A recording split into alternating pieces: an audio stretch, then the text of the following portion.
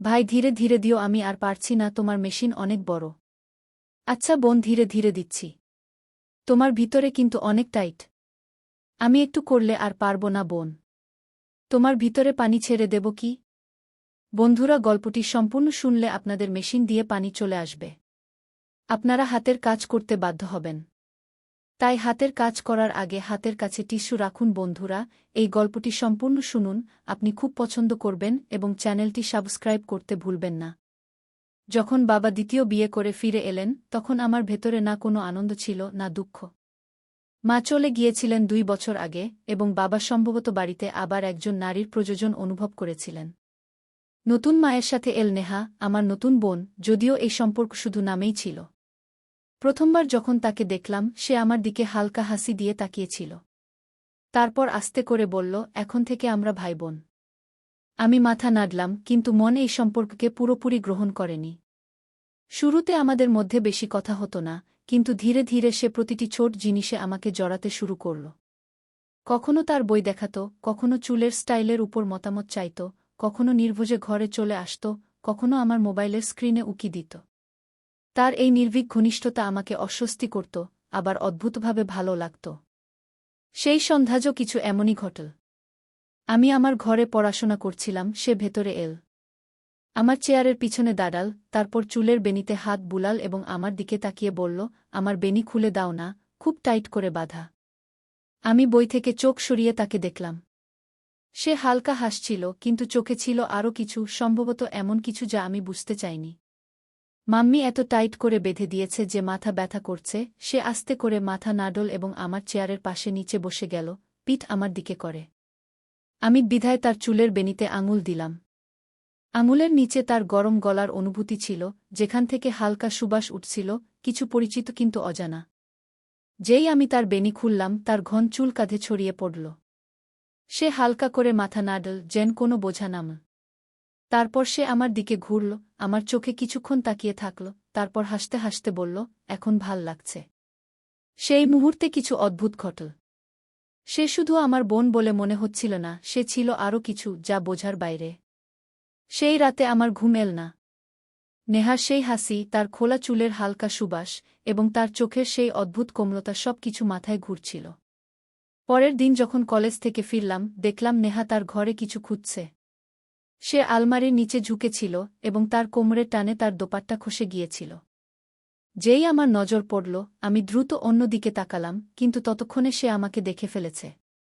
সে সোজা হয়ে আমার দিকে তাকাল এবং বলল, ভাইজা, একটু সাহায্য করো না। আমি স্বাভাবিক থাকার চেষ্টা করলাম এবং জিজ্ঞেস করলাম, কি হয়েছে? সে আমার দিকে হালকা ঝুঁকে বলল, আমার চুড়ি পড়ে গেছে এবং আলমারির নিচে চলে গেছে। আমি ঝুঁকে হাত দিয়ে চুড়ি বের করার চেষ্টা করলাম। জায়গা টাইট ছিল, তাই একটু ভেতরে ঝুঁকতে হলো। সেও সাহায্য করতে তার হাত বাড়াল এবং আমাদের হাতের তালু হালকা করে ছুঁয়ে গেল। তার গরম হাতের স্পর্শে আমার শরীরে একটু শিহরণ ছুটে গেল। আমি চুড়ি ধরে তার দিকে বাড়িয়ে দিলাম এবং বললাম, পেয়ে গেছি। সে আমার আঙুল থেকে চুড়ি নিতে গিয়ে আমার চোখে তাকাল, তারপর হাসতে হাসতে বলল, থ্যাংক ইউ ভাইজা। তার কণ্ঠে এমন কিছু ছিল যা আমার হৃদয়ের গতি বাড়িয়ে দিল। আমি সেখান থেকে দ্রুত বেরিয়ে এলাম, কিন্তু এখন আমি অনুভব করছিলাম যে কিছু পরিবর্তন হচ্ছে। রাত প্রায় 1-1টা বাজে। আমি আমার ঘরে শুয়ে বই পড়ছিলাম, কিন্তু মন বারবার ঘুরছিল। মাথায় অনাকাঙ্ক্ষিত চিন্তা ঘুরছিল এবং সেই চিন্তাগুলোর মধ্যে নেহার মুখও ছিল। যেদিন থেকে তার চোখে সেই অকথিত অনুভূতি দেখেছি, সেদিন থেকে মনে এক অদ্ভুত অস্থিরতা তৈরি হয়েছে। হঠাৎ দরজায় হালকা কড়া নাড়া শুনলাম। আমি জিজ্ঞেস করলাম, কে? দরজা একটু খুলে নেহা ভেতরে উকি দিয়ে বলল, ভাইজা, জাগছ? আমি বই বন্ধ করলাম এবং বললাম, হ্যাঁ, আসো। সে ধীরে ধীরে ঘরে এল। তার খোলা চুল হালকা আলোতে কোনো প্রবাহিত নদীর মতো চক, হৃদস্পন্দন দ্রুত হতে শুরু করেছিল। কিছুক্ষণ পরে সে ধীরে ধীরে আমার দিকে ঘুরে ফিসফিস করে বলল, ভাইজা, কখনো কখনো মনে হয় আমরা অন্য ভাইবোনদের থেকে আলাদা। আমি তার চোখে তাকিয়ে ধীরে বললাম, নেহা, এসব আমাদের ভাবা উচিত নয়। সে আমার দিকে হাসি দিয়ে তাকিয়ে বলল, ভাবা উচিত নয়, কিন্তু মন মানে না। ঘরে একটি অদ্ভুত নিস্তব্ধতা ছিল। তার খোলা চুল বালিশে ছড়িয়ে পড়েছিল। তার নিঃশ্বাসের হালকা উষ্ণতা আমি অনুভব করতে পারছিলাম। সে কিছুক্ষণ আমার চোখে তাকিয়ে থাকল, তারপর হালকা করে হেসে বলল, গুড নাইট ভাইয়া। সে উঠে দাঁড়াল, কিন্তু দরজার কাছে থেমে আবার ফিরে তাকাল। তার দৃষ্টি আমার চোখে ডুবে গেল, যেন কিছু বলতে চাইছে। তারপর কিছু না বলে সে বেরিয়ে গেল। তার চলে যাওয়ার পরও তার উপস্থিতি ঘরে থেকে গেল। আমি বিছানায় শুয়ে পাশ ফিরতে থাকলাম, কিন্তু সেই রাতে ঘুম অনেক দেরিতে এল। সেই রাতের পর নেহার চোখে চোখ রাখা কঠিন হয়ে উঠছিল। যখনই সে কাছে আসত, হৃদস্পন্দন দ্রুত হয়ে যেত। তার কথা, তার ভঙ্গি, তার চোখে লুকিয়ে থাকা দ্বিধা, সবকিছু নতুন মনে হচ্ছিল। পরের দিন সন্ধ্যায় আমি আমার ঘরে বসেছিলাম। হালকা বৃষ্টি হচ্ছিল এবং জানালা দিয়ে ঠান্ডা বাতাস আসছিল। তখন দরজায় কড়া নাড়ল। নেহা ঘরে এল। সে একটি হালকা গোলাপি স্যুট পরেছিল, যা বৃষ্টির হালকা আর্দ্রতায় একটু লেগে গিয়েছিল। তার খোলা চুল কাঁধে ছড়িয়েছিল এবং হালকা সুবাস পুরো ঘরে ছড়িয়ে পড়েছিল। সে কাছে এল এবং আমার চোখে তাকিয়ে বলল, আমার পিঠে খুব চুলকানি হচ্ছে, একটু দেখবে?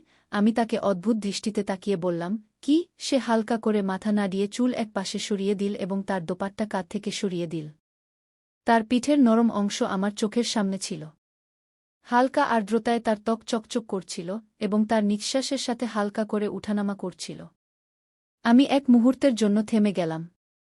সে ধীরে বলল, দেখো না, কিছু কামড় দিয়েছে মনে হয়। আমি হেসে আঙুল তার পিঠে রাখলাম। তার গরম ত্বকের অনুভূতি পেতেই আমার পুরো শরীরে হালকা শিহরণ ছড়িয়ে পড়ল। আমি ধীরে জিজ্ঞাসা করলাম, এখানে? আঙুল দিয়ে তার গলার নিচের অংশ স্পর্শ করতেই সে হালকা শিহরণ দিয়ে চোখ বন্ধ করল এবং ধীরে বলল, হ্যাঁ, আর নিচে গু। আমার আঙুল ধীরে ধীরে তার পিঠে পিছলে যেতে লাগল। তার নিঃশ্বাস গভীর হচ্ছিল এবং আমার হৃদস্পন্দন দ্রুত হচ্ছিল। আমি ধীরে জিজ্ঞাসা করলাম, এখন ভাল লাগছে? সে আমার দিকে হালকা করে মাথা ঘুরাল, চোখে একটি অদ্ভুত দীপ্তি ছিল।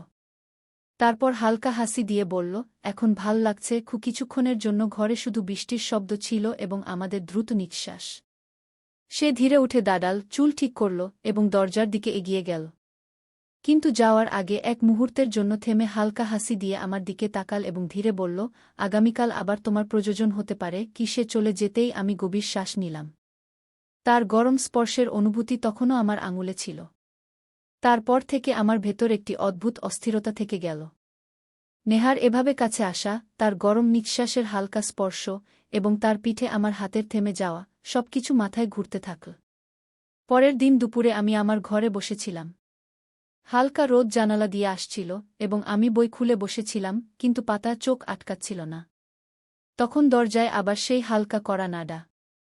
আমি বই বন্ধ করে বললাম, আসো। দরজা খুলে নেহা ভেতরে এল।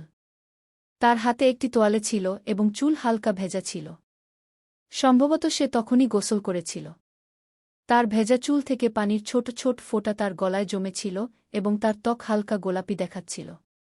সে কাছে এল, তোয়ালে আমার হাতে দিয়ে হালকা হাসি দিয়ে বলল, চুল মুছে দেবে? আমি এক মুহূর্তের জন্য তার চোখে তাকালাম। সেখানে এমন কিছু ছিল যা আমার ভেতরে প্রবেশ করছিল। আমি ধীরে তোয়ালে নিলাম এবং তার পিছনে দাঁড়ালাম। তার চুল হালকা করে তোয়ালে সে দরজার দিকে এগিয়ে গেল। আমি গভীর শ্বাস নিলাম, তার স্পর্শ এখনও আমার আঙুলে লেগে আছে। সেই সন্ধ্যার পর থেকে নেহার সাথে আমার সম্পর্ক আরও গভীর হতে শুরু করেছিল। এখন আমাদের মধ্যে কোনো সংকোচ অবশিষ্ট ছিল না। সে কখনো আমার চুলে আঙুল বুলাত, কখনো আমার কবজি ধরে অকারণ প্রশ্ন করত। তার প্রতিটি আচরণে ছিল আপনত্ব, কিন্তু সেই আপনত্ব এখন সম্পর্কের সীমা অতিক্রম করতে শুরু করেছিল। সেদিন বাড়িতে কেউ ছিল না। মা-বাবা আত্মীয়ের বাড়ি গিয়েছিলেন আর আমাদের একা রেখে গিয়েছিলেন। দুপুরের সময় আমি সোফায় বসে মোবাইল চালাচ্ছিলাম যখন নেহা আমার পাশে এসে বসল। সে হালকা হাসি দিয়ে আমার দিকে তাকিয়ে ধীরে ধীরে বলল, আজ বাড়িতে শুধু আমরা দুজন আছি। কেমন লাগছে? আমি হালকা হাসি দিয়ে বললাম, তুমি কি চাও যে আমি কি অনুভব করব? সে আমার কবজি ধরে আঙুল দিয়ে হালকা দাগ কেটে বলল, যা সত্যিই অনুভব করছ তাই বলো। আমি তার চোখে তাকিয়েছিলাম, সেও আমার চোখে তাকিয়েছিল। তার ঠোঁটে হালকা হাসি ছিল, কিন্তু শ্বাস দ্রুত হচ্ছিল। কিছুক্ষণ পর সে ধীরে ধীরে আমার হাত ধরে তার গালে রাখল। তার ত্বকের উষ্ণতা আমার ভেতর পর্যন্ত প্রবেশ করল। সে ধীরে বলল, ভাইজা, তুমি কি কখনো ভেবেছ যে যদি এই সম্পর্ক এমন না হতো? আমি তার চোখে তাকালাম, সেখানে একটি প্রশ্ন ছিল, একটি আকাঙ্ক্ষা ছিল, যার উত্তর সম্ভবত আমার কাছেও ছিল না। আমি ধীরে বললাম, নেহা, আমরা সৎ ভাইবোন, কিন্তু সমাজের জন্য আমরা শুধু ভাইবোন। সে হাসি দিয়ে আমার দিকে তাকিয়ে বলল, তাহলে আমাদের সমাজকে ভয় পাওয়া উচিত নাকি নিজের হৃদয়কে? আমি নীরব থাকলাম। সে আরও কাছে এল, আমাদের মুখ এখন খুব কাছাকাছি ছিল। তার গরম শ্বাস আমার মুখ স্পর্শ করছিল। নেহা, এটা ঠিক নয়, আমি ধীরে বললাম, কিন্তু আমার কণ্ঠই আমার সাথে ছিল না। সে হালকা হাসি দিয়ে আমার চোখে তাকিয়ে ধীরে বলল, কিন্তু এটা সত্য। সে আমার কাঁধে মাথা রেখে বসল, আর আমি নিঃশব্দে তার পিঠ স্পর্শ করতে লাগলাম। আমরা দুজন একে অপরের অনুভূতি অনুভব করছিলাম, কিছু না বলে, কিছু না ভেবে। সেই দিনের পর থেকে সবকিছু বদলে গেল। এখন আমাদের মধ্যে কোনো পর্দা অবশিষ্ট ছিল না। সে যখনই কাছে আসত, আমি নিজেকে থামাতে পারতাম না। তার আঙুলের স্পর্শ, তার চোখের মাধুর্য, আর তার ধীর ফিসফিসানি। কিন্তু এই অনুভূতির সাথে একটি ভয়ও ছিল। আমরা জানতাম যে সমাজ কখনো আমাদের গ্রহণ করবে না। যে আমাদের জন্য ভালোবাসা ছিল, দুনিয়া তাকে ভুল নাম দেবে। সেদিন সন্ধ্যায় নেহা আমার ঘরে এল। তার মুখে হালকা গাম্ভীর্য ছিল। সে ধীরে দরজা বন্ধ করে আমার দিকে তাকিয়ে বলল, আমাদের এখন একটি সিদ্ধান্ত নিতে হবে। আমি তার চোখে তাকিয়ে ধীরে বললাম, নেহা, আমরা জানি যা অনুভব করছি তা সত্য। কিন্তু আমাদের কি নিজের সত্যের জন্য দুনিয়ার সাথে লড়াই করা উচিত? সে আমার কবজি ধরে ধীরে বলল, যদি আমরা নিজের সত্য থেকেই ভয় পাই, তাহলে এই ভালোবাসা মিথ্যা প্রমাণিত হবে। তার চোখে একটি আলাদা জ্যোতি ছিল। আমি জানতাম যে এখন আমাদের সামনে শুধু দুটি পথ আছে, হয় আমরা এই ভালোবাসা ভুলে যাব, নয়তো এটিকে বাঁচিয়ে রাখার সাহস করব। আমি তার হাত শক্ত করে ধরে বললাম, তুমি কি সত্যিই আমার সাথে আছো? সে হাসি দিয়ে আমার চোখে তাকিয়ে ধীরে বলল, সর্বদা। সেই মুহূর্তে আমি সিদ্ধান্ত নিলাম যে এখন আমাদের সম্পর্ককে একটি নাম দিতে হবে। আমরা ঠিক করলাম যে আমরা বিয়ে করব, যাই হোক না কেন। সেই রাতে আমরা দুজন একটি বড় সিদ্ধান্ত নিয়েছিলাম। এখন আমাদের সম্পর্ককে একটি নাম দিতে হবে, কোনো ভয় ছাড়া, কোনো পশ্চাত্তাপ ছাড়া। পরের দিনই আমি আমার মা-বাবার সাথে কথা বলার সিদ্ধান্ত নিলাম। আমি জানতাম যে এটা সহজ হবে না, কিন্তু এও জানতাম যে নেহাকে হারানো এখন আমার ক্ষমতার বাইরে। সন্ধ্যায় যখন মা-বাবা বাড়িতে ছিলেন, আমি নেহার হাত ধরে সরাসরি তাদের সামনে গিয়ে দাঁড়ালাম।